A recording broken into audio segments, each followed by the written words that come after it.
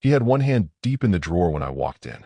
Not a knock, not a hello, just the sound of faux confidence wrapped in khakis and cologne standing in my office, sliding open folders he didn't own, in a house he didn't pay for. I didn't raise my voice. I didn't even close the door behind me. Looking for something? I asked, stepping in with a paper cup of coffee, still hot. He turned like I'd interrupted a meeting. That little smirk, the kind you see on interns who think they just made a clever Slack joke, spread across his face. She said I could grab the quarterly drafts.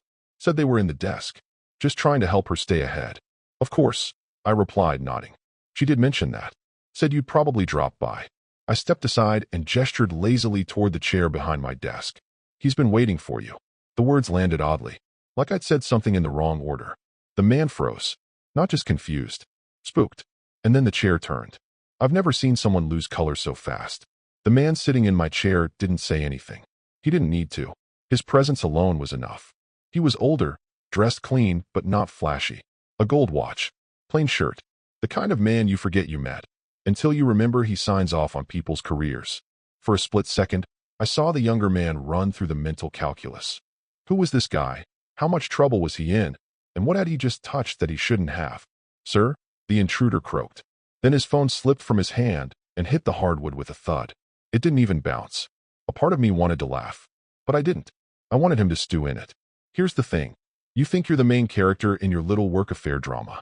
You joke in the Slack channels, flirt over cappuccinos, send each other memes at 11:47 p.m. with just enough plausible deniability. You forget someone's actually watching the logs. That HR doesn't delete account activity. That Slack can be subpoenaed.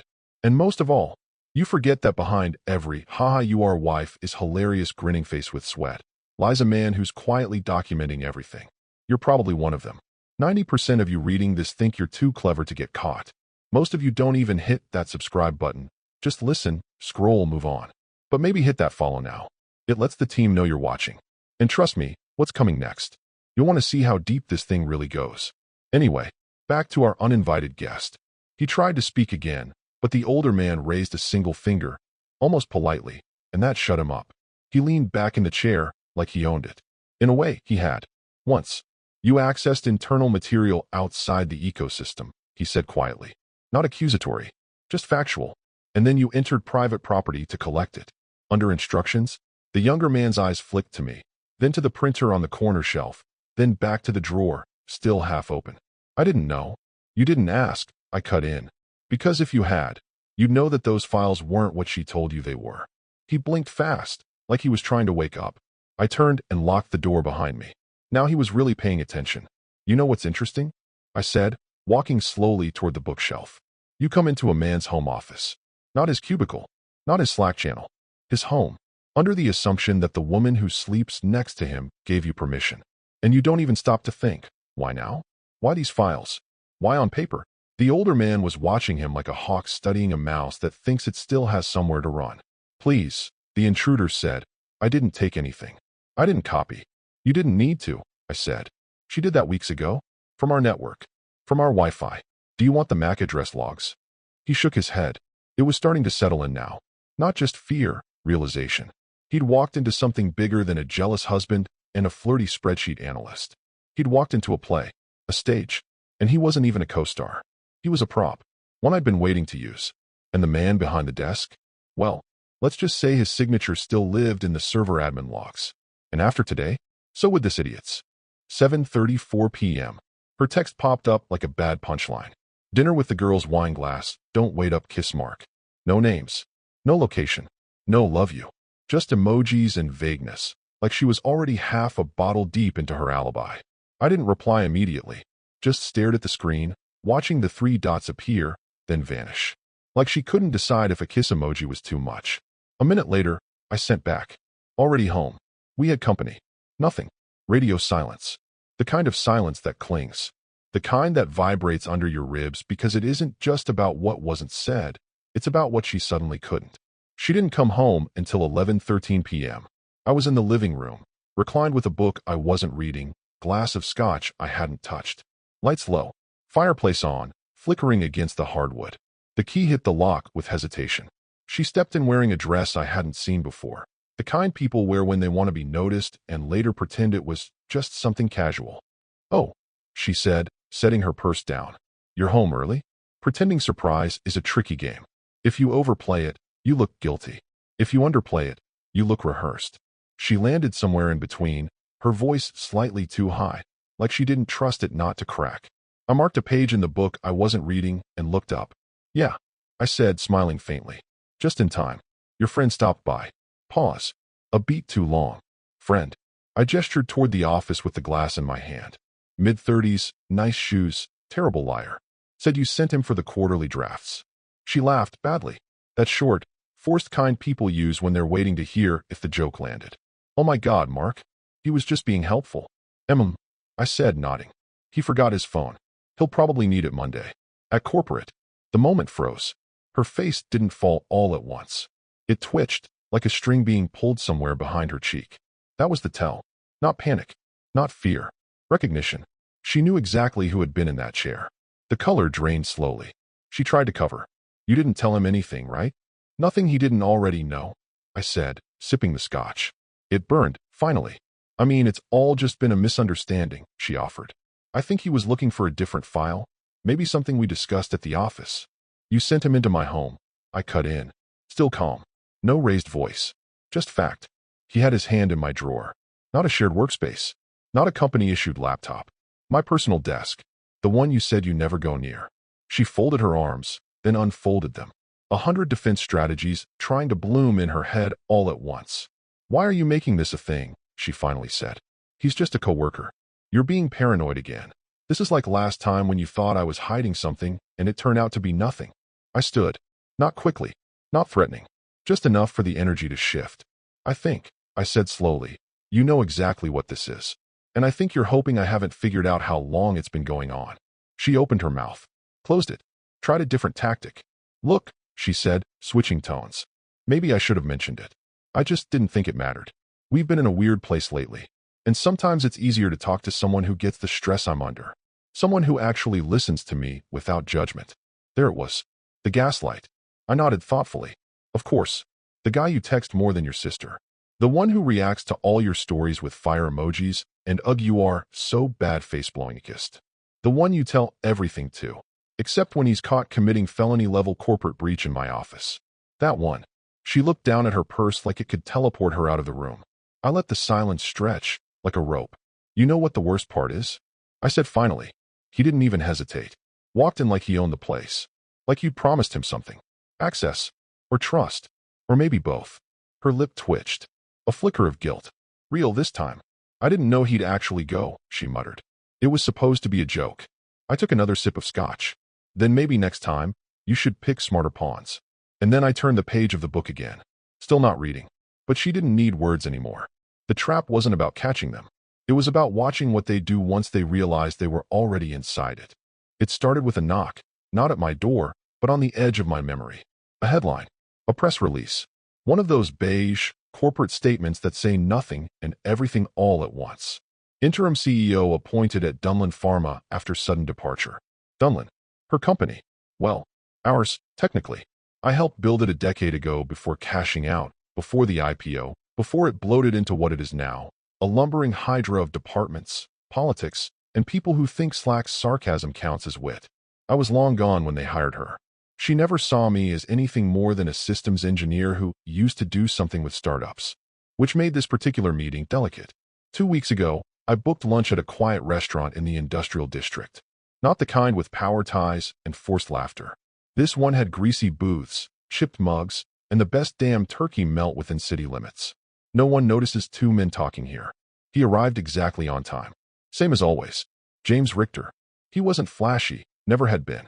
He had the kind of face that HR people underestimate until he fires them.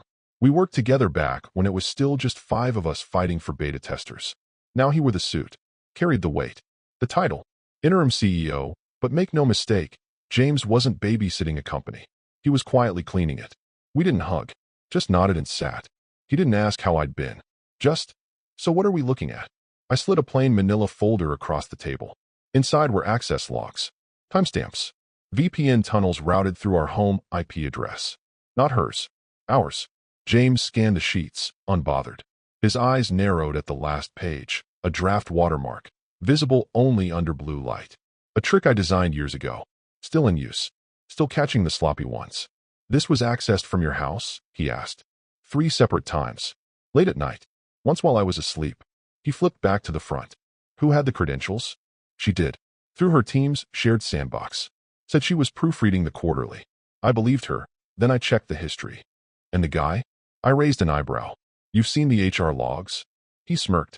I've seen enough. The way she champions him in strategy meetings, covers his blind spots, reroutes oversight, all subtle, but consistent. I nodded. I had the firewall catch anything touched by his token. And, let's just say he's not as clever as he thinks. James took a sip of coffee. What's your endgame here? I want to see the look on his face when he realizes who's been behind the glass the whole time. That's when James leaned back in the booth, folded his arms, and said the line that set the whole thing in motion. Let me sit in that chair. Just once. I want to see his face too. It wasn't revenge. Not for him. It was something colder. Cleaner. James didn't care about affairs, or disrespect, or stolen affection. He cared about chain of custody. About data exfiltration. About the stain of corporate fraud and what it did to stock options. This isn't personal, he added. It's procedural. I agreed. He tapped the file. We handle this clean. Quiet. You invite him into the lion's den. I'll be waiting in the chair. We keep legal on standby. I don't want a scandal. I want a resignation letter and full cooperation. Understood. He stood, left cash on the table. And one more thing. I waited. If she's involved, directly or not, I want to see her face too. When I got home that night, she was watching a true crime documentary in our bedroom. Feet tucked under a blanket. Wine glass half full. Phone screen lighting up every 15 seconds. She looked up and smiled. You're late. Everything okay? I kissed her forehead. Just lunch with an old friend. And then I went downstairs, opened my old laptop, and rechecked the watermark code. It still worked. She never saw it. Neither did he. But come Monday morning, they both would. The first thing I noticed wasn't that the cabinet was unlocked. It was that it had been relocked. Subtle difference. You only catch it if you're the one who locked it in the first place. Twice, every time. Once to make sure it closes. Once to make sure no one else thinks it matters. But today, the click wasn't right. I turned the key, opened it, and stared for maybe 4 seconds before saying anything. 2 files. Gone. Both stamped archive draft, obsolete, in red on the top corner. You had to really know what to look for to find them. She did. They weren't the newest versions. That's what made them so perfect. Because the newest versions had been moved weeks ago. The files in this cabinet, they were poisoned fruit, designed to be stolen. Watermarked with embedded time tags, invisible unless you knew the right document hash to trace. And she didn't. She knew enough to recognize keywords. Enough to know the patents were pre-public. Enough to think she was pulling a fast one. But not enough to see that every page she touched would bleed metadata into the audit trail. I stood there for a long moment, not angry, validated. The bait had worked. A few weeks earlier, she'd slipped. Not in a big way. Not the kind of mistake that gets you caught. Just the kind that makes you suspicious. One day she'd left Slack open on the living room tablet. I hadn't snooped. I didn't need to. The messages weren't even about me. They were about him. Mark. Need that version you mentioned? Q31. Yours was cleaner than mine, LOL. Can you check if it's in your husband's stuff? He's got the draft somewhere, I think. Followed by a winking emoji. Like they were sharing an inside joke. That was the first breadcrumb. The second came a day later. I walked into the home office after she'd just been cleaning. The cabinet was still locked, but the wrong way. My key scraped the tumblers. She hadn't relocked it with the same pressure. It was a fingerprint, just in metal. So I waited. That night, I pretended to fall asleep on the couch. She tiptoed in, stared at me a little too long, then slipped back into the office. I didn't follow. I just checked the thermostat app. Room sensors confirmed movement. 2 feet, 5 minutes. She was fast, but not careful. The next morning, I replaced the originals with copies. Still authentic enough to fool someone mid-tier. Just outdated enough to cause damage if they were used without validation. I wanted them to steal it. That was the point. Then I uploaded the hash versions to a closed compliance folder at Dunlin Pharma. One James and I had curated over coffee and contempt. The kind of digital Dropbox that doesn't ping alarms until it needs to. They were tracking everything now. Not just access logs. Print logs. Device fingerprints. Download paths. Remote queries to shared folders. The whole network was laced with micro-traps. All I had to do was wait. She tried to cover her trail. I'll give her that. She deleted her recent searches. Cleared PDF previews. Didn't know I'd already mirrored the drive weeks ago. Even her Slack messages, she edited them. Changed drafts to slides. Shifted context. She didn't realize admin view sees original edits in plain text. The thing is, when you lie professionally, when you do it for a living in meetings, in negotiations, in QBRs and quarterly forecasts, you forget that lies have a shelf life. And metadata doesn't. That morning, she kissed me goodbye before heading to a full day of client calls. She looked relaxed, maybe even smug, like someone who had pulled off a high-stakes magic trick and assumed no one was watching from the balcony. I kissed her back. Good luck with the slides. She paused, just for a split second. Not enough to say anything, just enough to notice. Then she was gone. I walked into the office, opened the cabinet, and confirmed what I already knew. The 2 obsolete drafts were missing. The game had officially started. And what she didn't realize was this. The second she copied those files, she didn't just steal bad data. She entered a chain of custody. And that's where her story stopped being flirtatious and started becoming forensic. He walked in like he owned the place. Monday morning, 8:46 a.m. Coffee in one hand, lanyard swinging from his neck, aviators still on indoors. You'd think the guy just closed a $10 million client instead of spending his weekend fumbling through another man's filing cabinet like a raccoon in a recycling bin. Smug doesn't cover it. He was practically floating. He high-fived someone from operations, winked at the receptionist, flashed that "I'm going places" grin he must have practiced in his mirror. Maybe he thought Friday had been handled. Maybe he thought I'd stay quiet to protect her. Or maybe, most likely, he didn't think at all. That stopped the moment 2 compliance officers appeared at his cubicle and asked him, ever so politely, to come with them. He blinked. Now. Yes. Boardroom C. He tried to laugh it off. Should I bring my laptop? Won't be necessary. That's the moment the grip on his coffee changed. Tighter. Small things reveal everything. He followed them, still performing. Hope I'm not getting fired. Haven't even checked today's memes yet. Nobody laughed. Inside Boardroom C, the temperature felt different. Not the air. The energy. Subtle. Precise. Cold. 3 people already sat at the table. Company legal counsel. Senior compliance analyst. And me. Or rather, me. Sitting at the far end. Silent. Watching. The same man he'd called sir 3 days ago in a panic. Now flanked by people who could write the end of his career with a single bullet point in a report. He stopped smiling. What's this about? He asked, forcing casual. The compliance officer didn't look up from his notes. Have a seat, Mark. He sat. Legal began, voice measured. We're investigating a potential breach of internal data policies regarding protected intellectual property drafts. You've been named in the incident.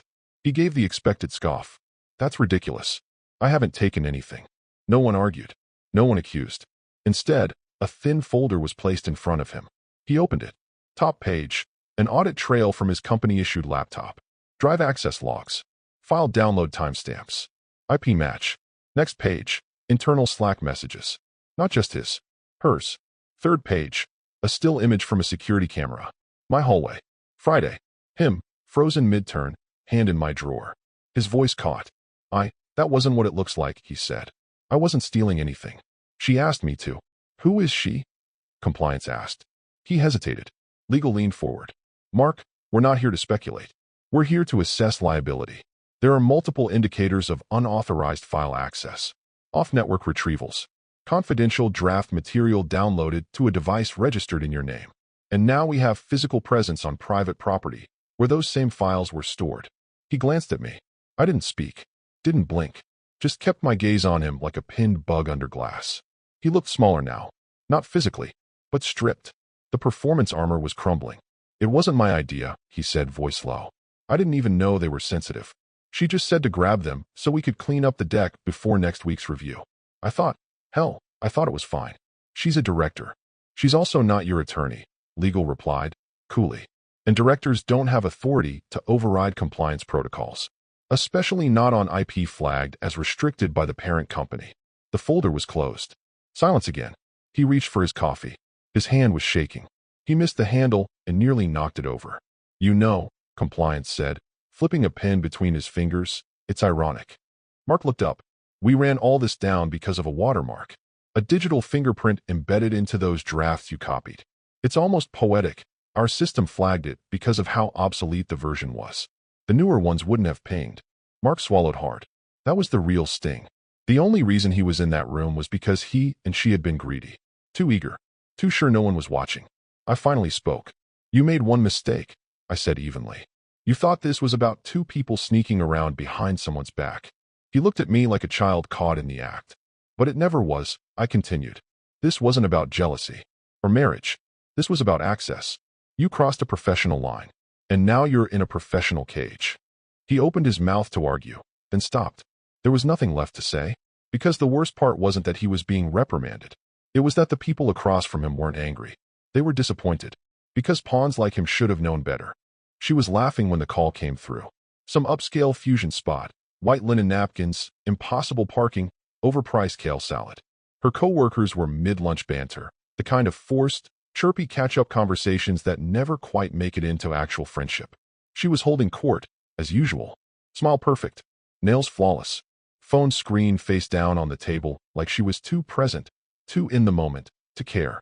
Then the screen buzzed. James Richter, Corp line. She froze. Not visibly, just subtly. A flick of the eye, a slight tilt of the head, like she was making sure no one else saw the name.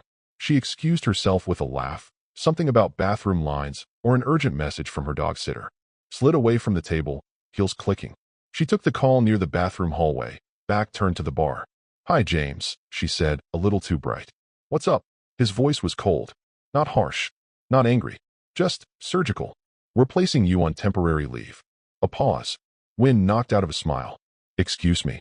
This is in connection with a potential breach involving an employee, someone with known personal ties to you. Wait, what breach? This is the first time. Internal audit traced off-network access to restricted materials through a domestic IP address linked to your home account. This coincided with a physical incident involving another employee. That employee named you. Her mouth opened, but nothing came out. James continued, unbothered. You'll receive an email shortly requesting a formal statement. Your system access has already been suspended. Please return your badge and laptop by end of day. This isn't disciplinary yet, but legal has questions. And so do I. James, she said, voice suddenly tight. I didn't authorize anything. He misunderstood. That's not what your Slack messages suggest. She blinked. My what? But the call was already over. The tone shift was complete. This wasn't a manager calling his subordinate. This was a system calling out a liability. She stood there, phone still in her hand, as the ambient music and clinking glasses of the restaurant bled back into her ears. A minute passed before she moved. Then another. She didn't go back to the table, didn't pay the bill, just grabbed her bag and left. When she stepped into the house 15 minutes later, she expected chaos, or shouting, or some performative rage. But instead, she found him, sitting on the kitchen stool, flipping through a newspaper he never read. Coffee in hand. Calm. She dropped her bag on the counter. You told them, she said. No, he replied, without looking up. He told them. I just watched. She exhaled sharply. This is out of control. They think James thinks I planned this. You didn't. Her head snapped up. Of course not. I didn't know he'd actually go through your stuff. He looked at her for the first time since she'd walked in. But you told him where it was. She hesitated. Not directly. But you suggested it. More silence. He leaned back, took a sip of coffee. You involved someone in my house. That was your mistake. She crossed her arms. I didn't think it was that serious. That's because you thought this was about us. He tapped the rim of the mug. But once he touched that drawer, it stopped being personal. It became procedural. You're blowing this way out of.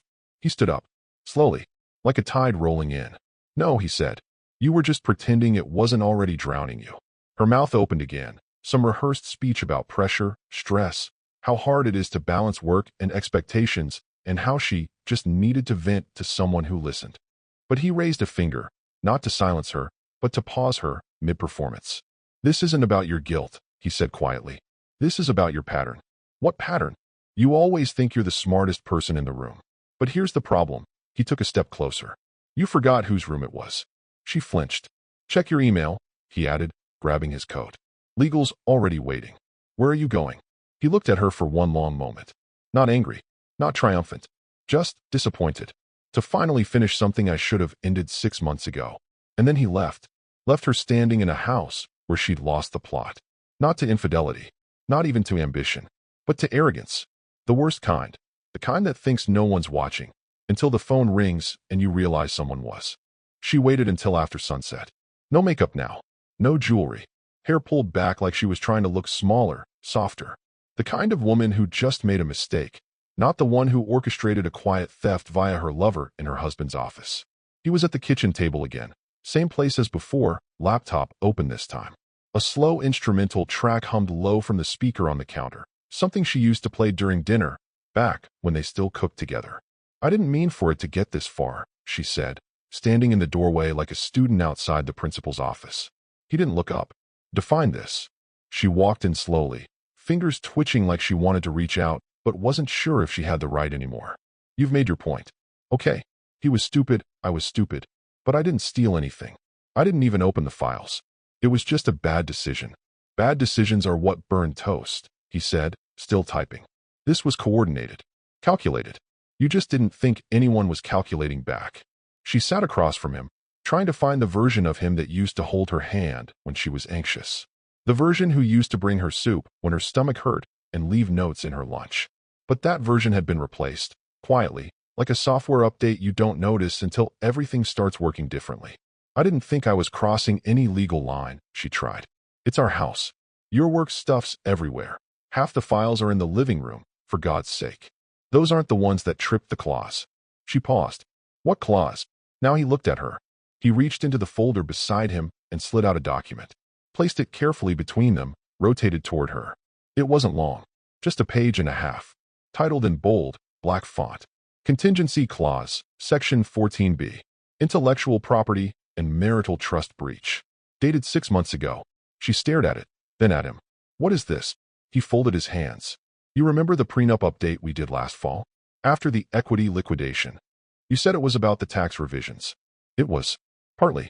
But you insisted on keeping things fair if either of us ever broke trust. Your word, not mine. Her fingers hovered just above the page. I never thought. You signed it. Notarized. Witnessed. I didn't read every paragraph. We were in a rush. He raised an eyebrow. You always read everything. Except, apparently, the things that protect both of us from exactly this. She scanned it now, each line hitting harder. In the event of unauthorized disclosure, transfer, or access to proprietary business materials owned by Party A, initiated or enabled by Party B, all jointly held assets will immediately shift to escrow status in a pre-designated holding trust pending breach arbitration. She looked up. You're putting everything on hold? Everything. I'm not putting it. You triggered it. Her breath caught. So that's it. You just get to flip a switch and freeze everything? I made a mistake. 1. You're going to erase the marriage over a stupid favor I shouldn't have done. He leaned in, voice low. You didn't just cheat. You collaborated. You involved a third party. You sent him into my office. You misused shared access. Do you know what that looks like on paper? She was trembling now, but it wasn't malicious. I didn't think it through. I thought we were still okay, you and me. He almost smiled. You thought we were okay because I let you believe we were. Because I didn't storm out. Didn't scream. You thought silence meant safety. But all it meant was structure. She stood up suddenly, pushing the chair back with a scrape. I'm not letting you erase everything we built over some stupid documents. You already did, he said calmly. You just didn't notice when. She looked at the paper again. At her own signature. This is insane. We're married. You can't just. He stood too. Slower. Firmer. I can. And I did. The moment you weaponized my trust to impress your little protege, you turned our marriage into a transaction. So now, I'm treating it like one.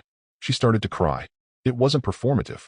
It was that confused, broken cry people make when the weight of something finally registers. When they realize this isn't the fight, it's the verdict. He walked past her without another word. Left the document on the table. Behind him, her sobbing didn't sound angry. It sounded cornered. And from this point on, she wasn't negotiating with a husband. She was dealing with compliance. There's a particular silence that settles over a corporate headquarters when something goes wrong. Not the chaos of missed deadlines or angry clients. Not the usual fire drills of a bad quarter or a late product rollout. No, this one is colder. Tighter. Like a vacuum being sealed shut from the inside. By Tuesday morning, it had spread. First came the quiet calendar deletions. Meetings removed without explanation. One-on-ones vanishing. Project check-ins postponed indefinitely. Then the hallway whispers, vague, coded, always ending in, have you heard anything official? They had, just not from the right people. By noon, the first memo dropped. Subject, ongoing internal review of data security protocols. The email came from legal. Sanitized. Precise. Avoided names, but not consequences.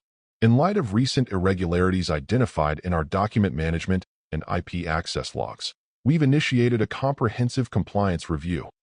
This does not imply wrongdoing, but all personnel should be advised of heightened audit protocols effective immediately. Please refrain from discussing details outside the designated review team. And just like that, the narrative was no longer hers to control. She didn't even get to tell her side. PR began drafting a holding statement. We take integrity seriously. They always do.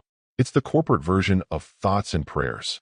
Meanwhile, James Richter, calm, unflinching, stood in front of the executive board that afternoon and delivered his own statement.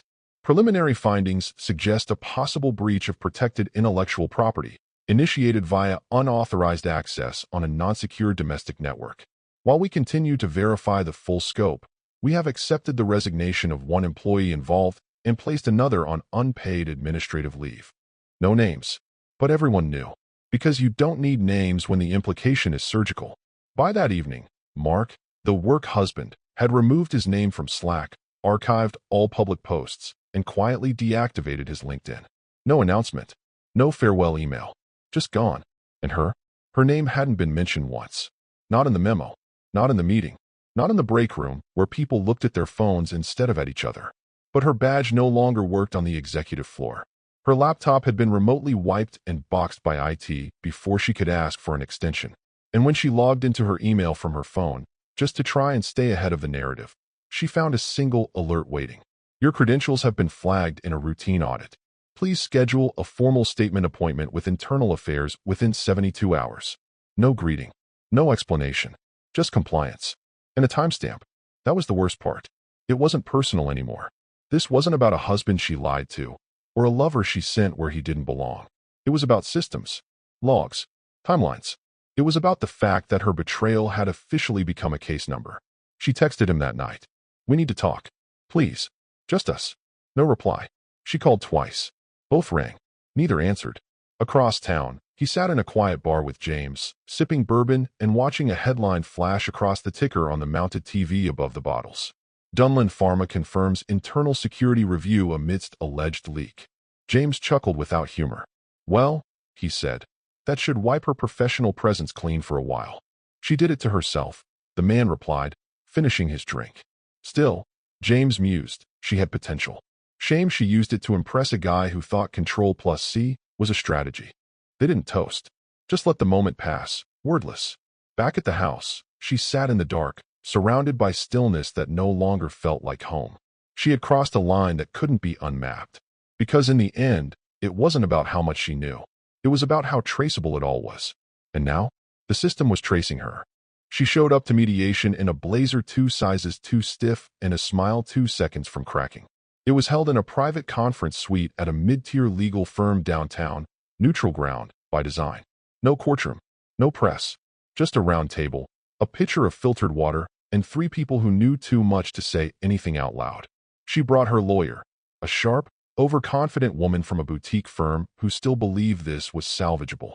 She kept referring to everything as an unfortunate misunderstanding. He didn't bring a lawyer. He didn't need one. He brought a document. In silence.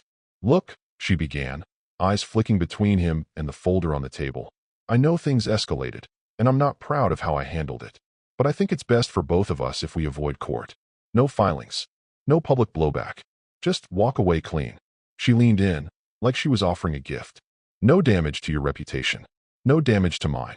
I'll sign a mutual release of claims, waive anything shared. We keep this private. Dignified.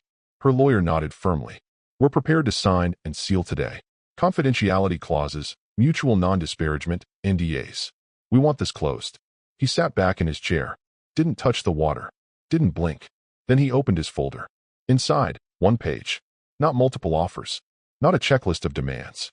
Just a single statement, printed in bold. I, name, accept full responsibility for the breach of proprietary data via unauthorized access enabled by my actions, both directly and indirectly. I understand this constitutes material breach of trust and will forfeit all claims to compensation, severance, and equity as outlined in the agreed prenup and corporate policy. She stared at it, then at him, then back at the document. "You're joking," she said, tone sharp. "That's not a release. That's a confession." Her lawyer snatched it and read through, face tightening with every line. "Absolutely not. There's no reciprocity here. You're asking her to assume total liability while you walk away protected." He finally spoke. "That's the point. You'll never get that in court," the lawyer said, trying to stay composed. "Any judge would toss this. It's coercive." "This isn't going to court," he replied. "This is your one chance to keep it out." The silence turned humid. She looked at him, eyes narrowed. "You really want to destroy me?" "No," he said. "You did that. I'm just filing the paperwork." Her lawyer leaned in, whispering now. Something about optics, discovery risk, subpoenas, how bad this could get if emails surfaced in front of a jury. She didn't respond, just stared at the line where her name was already printed, the pen next to it. "I lose everything if I sign this," she said, voice shaking. He tilted his head. "Not everything. Just the version of yourself you pretended to be." She didn't look at him again, just picked up the pen. Her lawyer grabbed her wrist one last time. "Don't do this. We can fight this." She pulled her hand away. Signed. No flourish. No pause. Just ink. By the following Monday, her name was purged from all company systems. Outlook access, revoked. Internal server permissions, terminated. Slack account, deactivated. LinkedIn updated, by omission. Corporate bio, vanished. And her severance? $0. No bonus. No equity. No parting words. Just erased. He never posted about it. Never gloated. No quiet monologue or passive-aggressive quote tweets. But across the city, recruiters knew.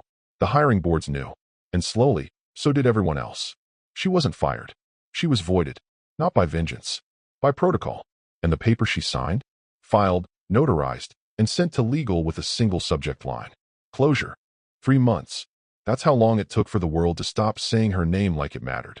First came the layoffs, unrelated, technically. Restructuring. Budget optimizations. Then the interviews that never called back. Recruiters who ghosted mid-conversation. Former colleagues who suddenly weren't sure they had hiring authority. Each week, her inbox grew colder.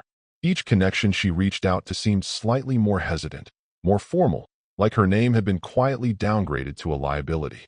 She downsized her apartment, traded in the Audi, started freelancing under a different version of her name, initials only, vague LinkedIn bio, no past company names listed. She told friends she was pivoting to consulting, that she was finally in control of her time. But the truth showed up in smaller ways. Unpaid invoices, ignored pitches, the subtle, unspoken ache of becoming forgettable. And then came the box. Plain, brown, no return label, no courier signature. Just there, sitting in the lobby with her name scrawled in Sharpie. No one had buzzed. No tracking info. It shouldn't have made it through security, but it did. She carried it upstairs like it might explode. Inside, a single phone.